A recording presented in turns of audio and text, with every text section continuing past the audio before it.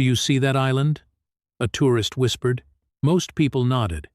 But what they didn't realize was that the quiet land sitting just beyond the ocean was one of the most mysterious places on Earth. Because for more than 150 years, almost nobody has been allowed to set foot there. And the reason behind that decision is far more fascinating than most people expect.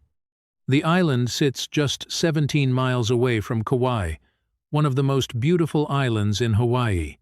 From the beaches of Kekaha, the view is breathtaking.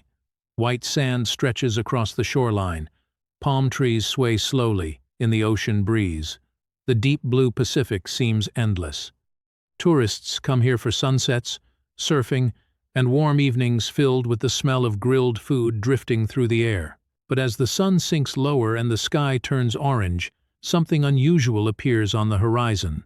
A distant island. Quiet. Mysterious. Untouched. This island has a name, Niihau, but most people know it by a very different title, the Forbidden Island. The name alone is enough to spark curiosity. After all, in a world where satellites can photograph nearly every corner of the planet, the idea of a place humans cannot freely visit sounds almost impossible. Yet Niihau remains exactly that, a place almost completely closed to the outside world. No tourism, no crowds, no curious explorers, just a small community living quietly, protected from the influence of modern society. So how did this happen?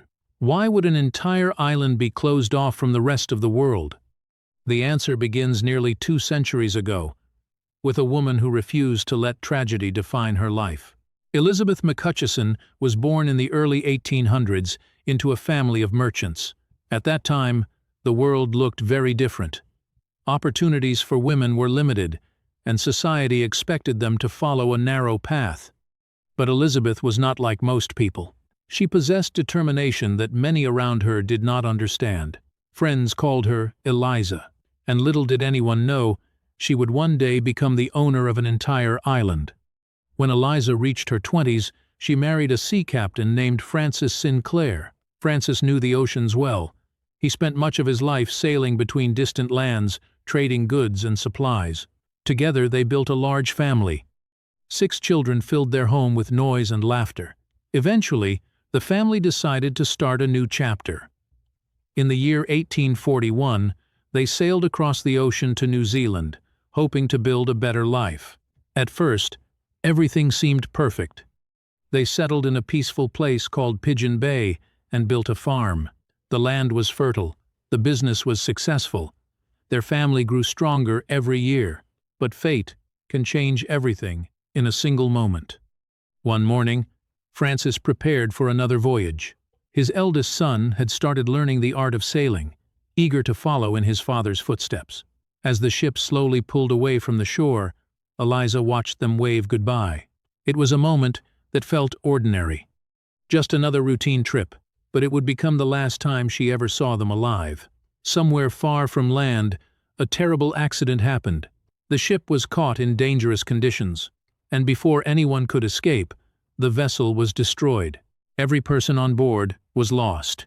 When the news reached Eliza, her world collapsed. At 46 years old, she was suddenly alone, a widow, with 5 children depending on her.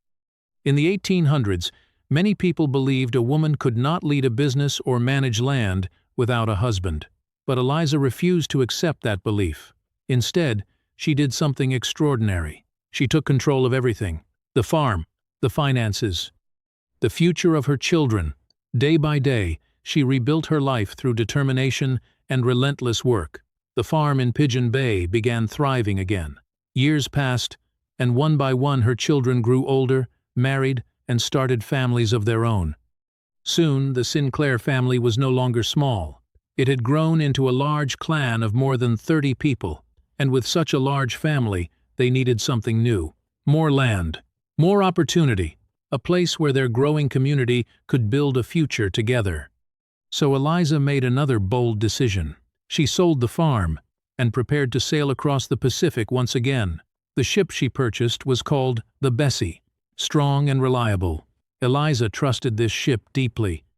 In the year 1863, The entire Sinclair family climbed aboard. Their destination was British Columbia. They believed that somewhere in the forests of the Pacific Northwest they would find the perfect land to start over.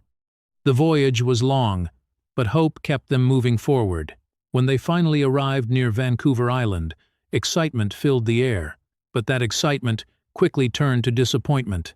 The land they had traveled so far to reach was not what they expected.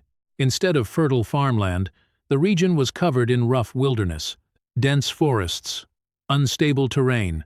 It would take years of exhausting labor just to make the land usable. Eliza stood quietly, studying the landscape. Then she made another unexpected decision. "We keep moving," she said. And so the family boarded the ship once more, this time heading south, toward warmer waters, toward Hawaii. During the long journey, the ship followed a familiar ocean route.